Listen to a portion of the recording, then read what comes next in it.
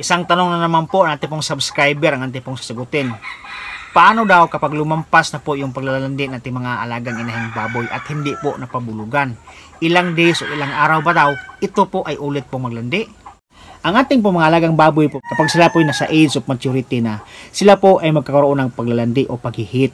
Naturally po yung ating mga baboy, kasi sila po ay magkakaroon ng paghihit every 21 days. So halimbawa, kapag ngayon po sila naglalandi at saka hindi po natin pinabulugan kasi masyadong bata pa o hindi po natin napabulugan kasi wala pong oras, yan po kanyang paghihit po o paglalandi po mga kaibigan ay uulit yan every 21 days. So every 21 days kapag hindi po napabulugan yung mga inahing baboy nyo, yung kanya pong paglalandi o paghihit ay babalik po yan.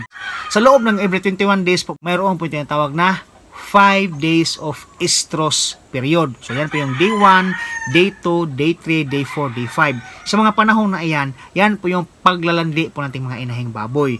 Pero yung tinatawag na standing heat dyan o yung landing-landi ay nasa day 3. Ito po yung araw na kayo po yung mapapabulog sa mga alagang baboy nyo kapag nasa maturity age na. Day 3 po yan. So yung estrus period po ay pasok po siya sa 21 day cycle kapag hindi po napabulugan yung mga inahing baboy nyo po. Lagi pong ulitin, kapag hindi po sila nabulugan ngayon, yan po yung kanyang paglalandi po ay ulit po ng every 21 days